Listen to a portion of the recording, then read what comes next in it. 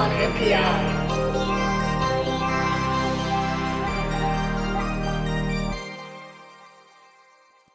Hi, NPI, brought to you by Digi-Key and Adafruit this week.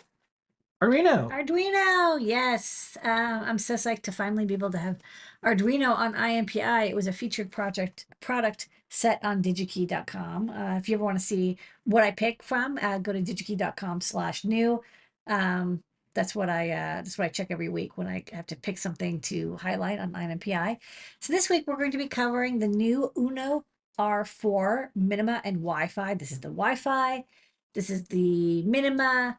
They're both Renaissance RA4M1 chipsets.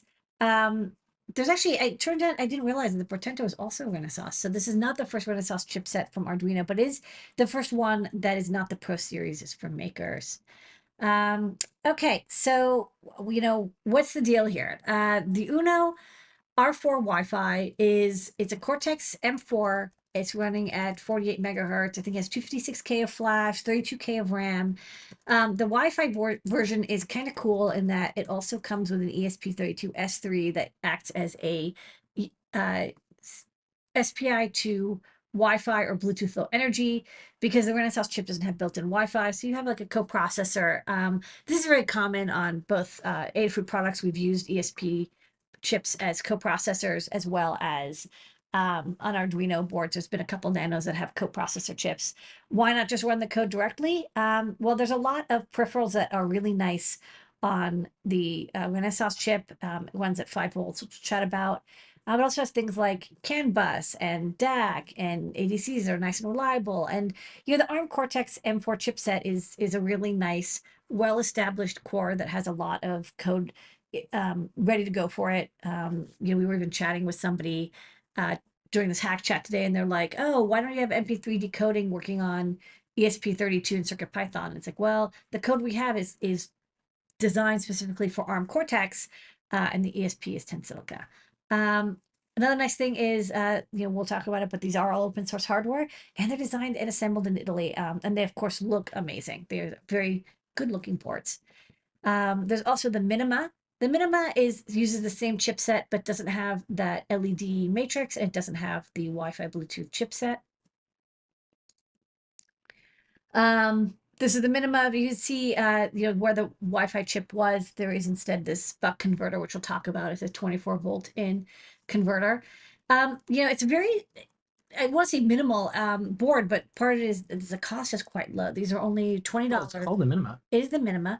So this is a $20 dev board, and the Wi-Fi one is another $7.50.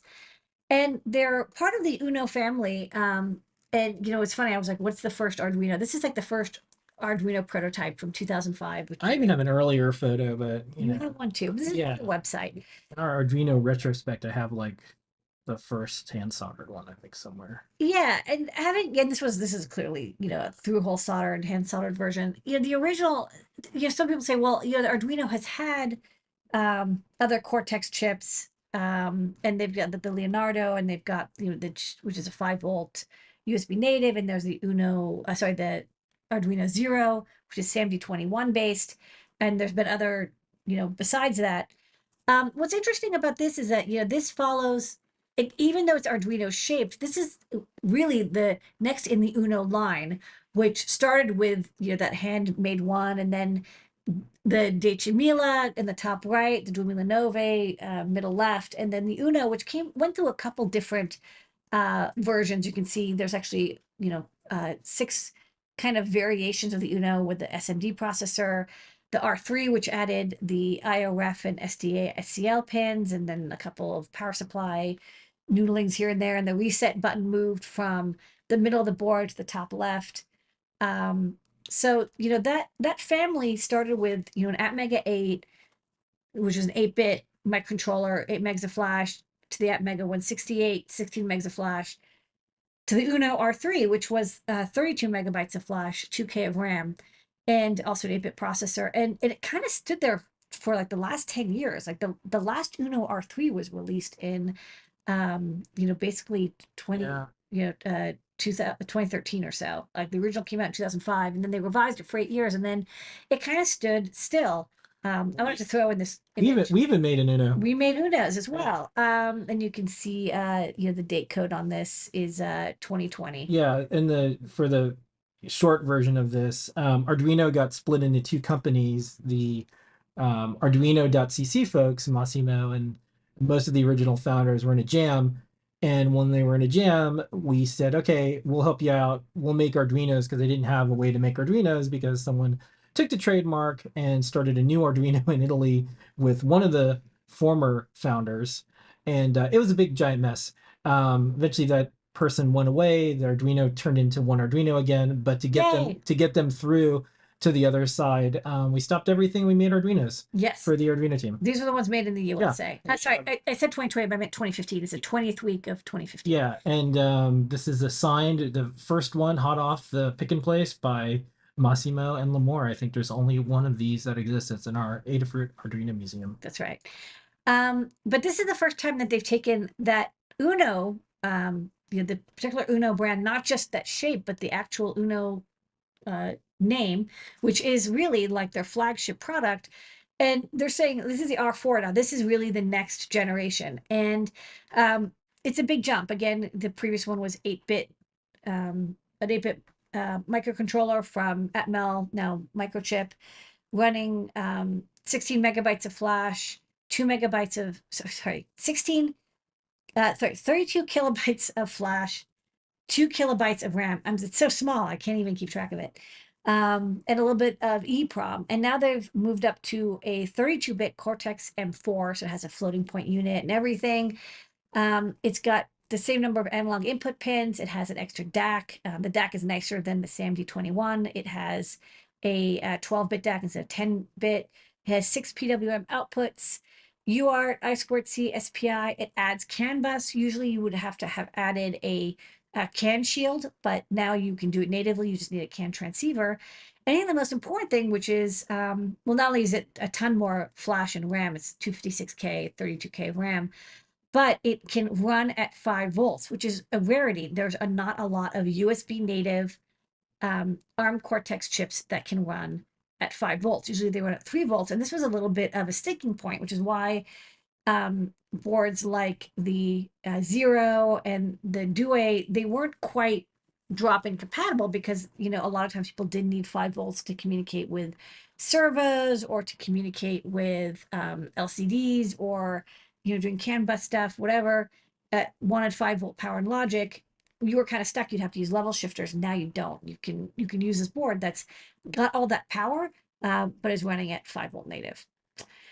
So the chips that they're using, the RA4 M1 Cortex M4 series, we did cover it a few months ago on Iron NPI because I kind of saw that this was, Arduino had announced that the R4 was coming. And I was like, what is this interesting chipset? Let's talk about it. So if you want to go into more detail of the family and all the different specifications you can get with it, we covered, basically the whole data sheet. And all the peripherals available. Even there are also, another thing that's interesting now is reminds me the ADCs are 14-bit, not 12-bit. So you like everything is just a little bit nicer than the SAMD21 or the Mega 328.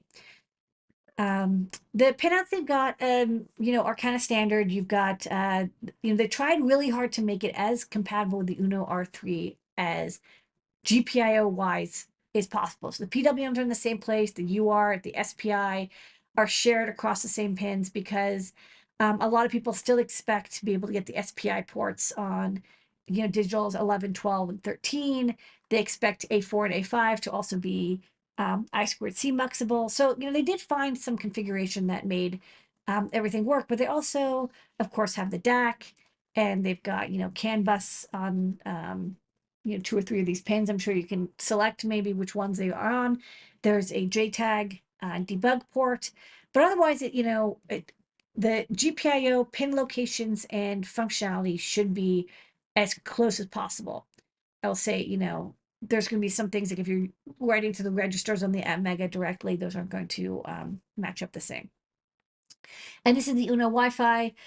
Ditto, the way that they got the matrix running, I'll show it in a bit, is there's just so many pins on that RA4 4 and 1 that they actually had extras to communicate with the because the original Atmega 328 had 28 pins, and I think this one is a 44 pin. So plenty of pins left over to use to communicate with the ESP Wi-Fi coprocessor and also control the LED matrix. Something that is interesting is they added a USB switch to select whether you want to communicate with the ESP32S3 or the R4. It's controlled by a GPIO pin, but apparently there's a jumper on the bottom as well. There's a level translator to talk to the ESP32S3. The matrix is controlled directly by the Renaissance chip, which I wasn't sure about until I looked at this. This is the USB bridge. So interesting. I guess if you want to reprogram, one of the things that's an issue is if you want to reprogram the firmware on the S3, it is a little bit annoying to do because you have to create a software USB bridge, but this allows you to do it a lot more easier, where you can then enumerate directly to the ESP32S3 with the built-in ROM bootloader, and you can easily with ESP tool upload new firmware. And the LED matrix is Charlie plexed. So there's a bunch of LEDs. They do have a library, so if you're like, oh, how do I address all these different pins, that's taken care of. It is a monochromatic red LED display. You could probably do like 1 or 2 bits of PWM, but it's pretty much LED on or off. But they have a matrix driving library for you to use, as well as the Wi-Fi and Bluetooth also. There's a library to use that you can the example code for connecting to like their cloud service, and you could easily adapt existing Wi-Fi code from earlier Arduinos or from ESP32s to use the Wi-Fi version of the M4. And this is their core. So I kind of took a look around. The core has support for a variety of different chips. The RA6 is supported through the Portenta series, the RA4 through this Wi-Fi Minima. I saw a PR for the RA2 family as well. So I know you can use the RA2. But it looks like they're actually doing a lot of development on this. Lots of activity in the Renaissance core, which is good.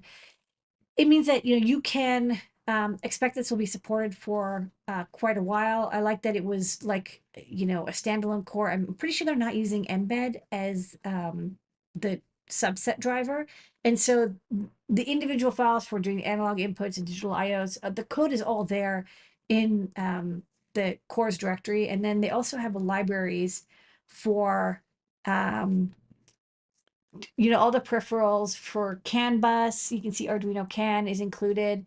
Looks like they have FreeRTOS running underneath, SPI and mass storage and USB.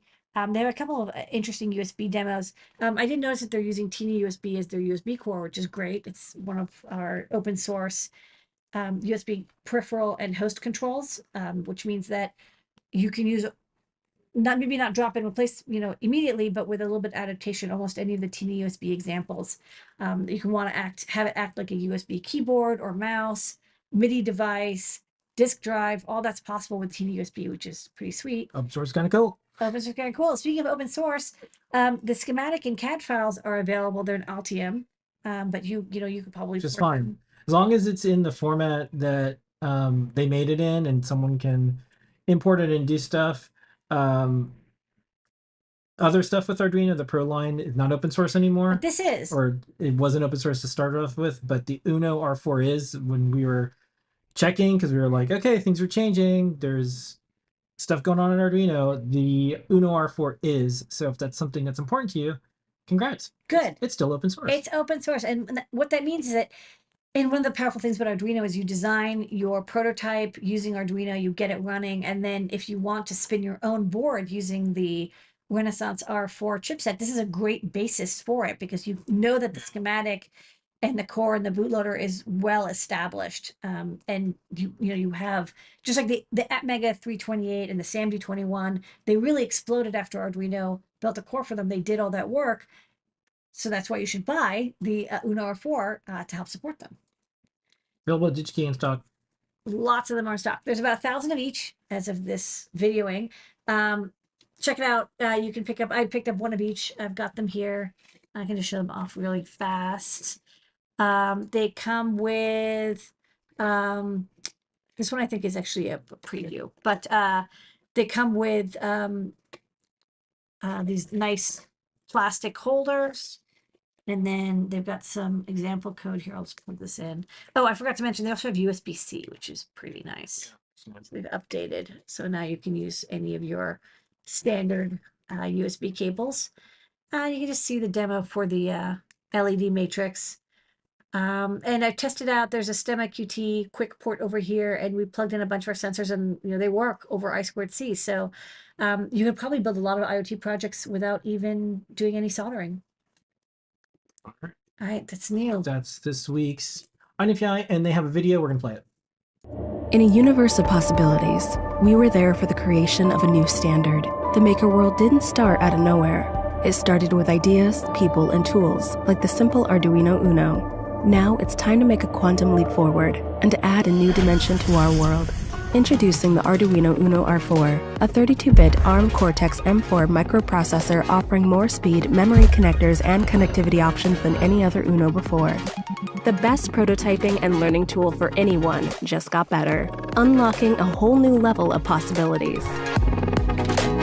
Ready to explore the new dimension of making? Let the stars guide you. All the work that we've done in the years before converges with the UNO. UNO is a very important design. It's probably one of the most copied designs in the world. Una roba incredibilmente hacker friendly, bellissima. The UNO R4 has definitely taken a leap forward to push new creative limits. O Arduino UNO R4 ele é um passo gigantesco em relação ao anterior, né, que todo mundo ama. Innanzitutto il cuoricino dietro saldato, bombato è tipo bellissimo. Sobre la nueva placa de Arduino UNO R4 Wi-Fi podríamos destacar una infinidad de cosas super chulas que ya han sacado. The UNO turned makers into innovators over 10 years ago. Now the UNO R4 brings more power to them and to you. Forget any memory limitations. The UNO R4 Minima allows you to bring past projects into the future and empower the electronics you already have with unprecedented computing performance and voltage range. And to do even more, connect your creations. It's easy with the UNO R4 Wi-Fi and Arduino Cloud. Plants can ask for more water. You can check your doorstep from miles away. And intelligent devices can talk to you only when needed. Choose the best UNO R4 for your next idea, starting at $20. Join us on this new journey into the future. Arduino UNO R4, the new dimension of making.